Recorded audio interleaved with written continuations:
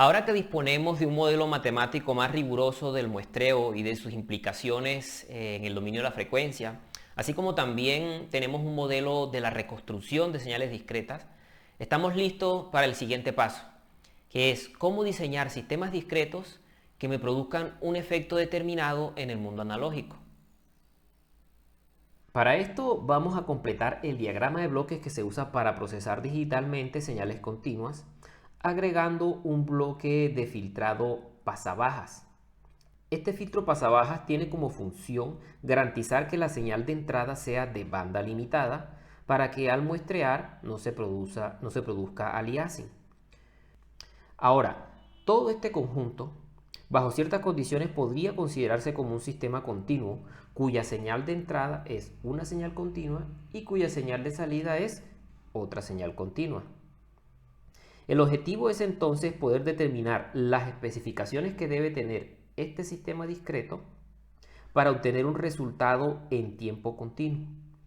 Para ilustrar este proceso vamos a analizar un caso práctico. Vamos a diseñar un simple ecualizador de audio. Partamos por describir cómo funciona el ecualizador. El ecualizador tiene unos diales que nos permiten establecer el nivel de realce o atenuación de los sonidos bajos y los sonidos agudos. A la entrada de dicho ecualizador tenemos una señal de audio que para el espectro audible, que es el espectro que nos interesa, su contenido de frecuencia se encuentra limitado con una frecuencia máxima de unos 20 kHz. Los sistemas de amplificación usualmente poseen sistemas de ecualización bastante complejos que permiten manipular la ganancia de diferentes componentes de la señal de audio en una variedad de rangos de frecuencia dentro del espectro audible. Dichos ecualizadores usualmente dividen las frecuencias en bajos, en medios y en agudos.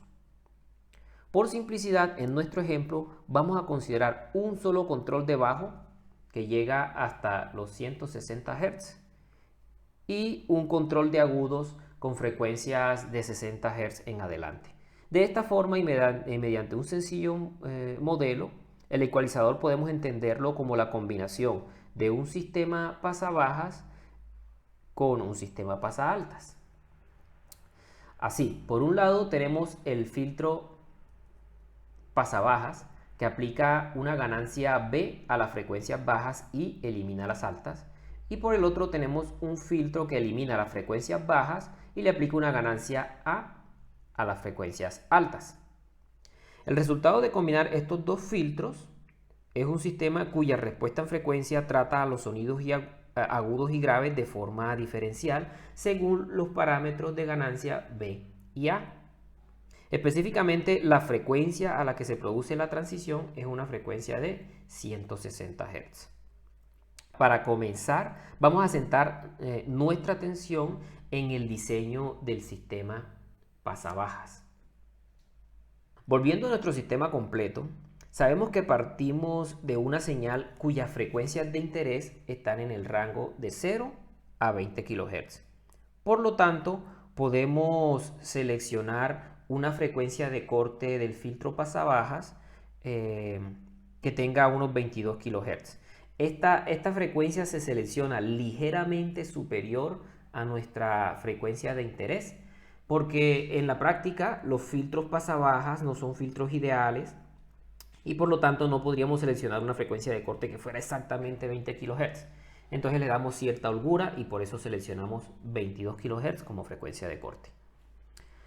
Para satisfacer el criterio de Nyquist y evitar aliasing, vamos a seleccionar una frecuencia de muestreo de 44 kHz. Observen que esta frecuencia de muestreo es el doble de la frecuencia de corte del filtro pasabajas. Además, vamos a asumir que la digitalización se hace con 32 bits, de tal forma que el error debido a la digitalización es despreciable. La clave de nuestro problema está entonces en determinar la respuesta en frecuencia de nuestro sistema digital. Para el caso del pasabajas, nuestro sistema digital será obviamente un sistema pasabajas. La frecuencia de corte ideal la podemos seleccionar aplicando la relación entre frecuencias en tiempo continuo y frecuencias discretas que ya conocemos. En este caso, la frecuencia continua que nos interesa es la frecuencia de corte de nuestro filtro pasabajas, que habíamos dicho que era 160 Hz.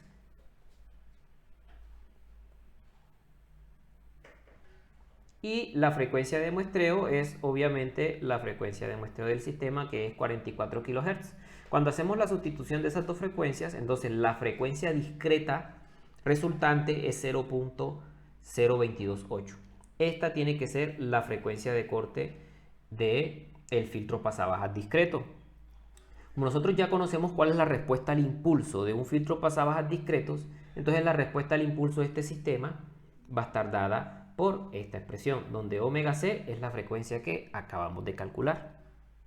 Ahora, con este simple diseño, si el retenedor de orden 0 y el filtrado de salida hacen su trabajo, podemos asumir que el filtro digital va a ser la tarea deseada. Esto es, el efecto de todo este sistema completo es un filtrado pasabajas con una frecuencia de corte de 160 Hz. Observen que en este proceso de diseño nosotros asumimos que nuestro filtrado digital podía ser un filtro ideal. En la práctica, estos filtros tienen ciertas limitaciones al momento de ser implementados.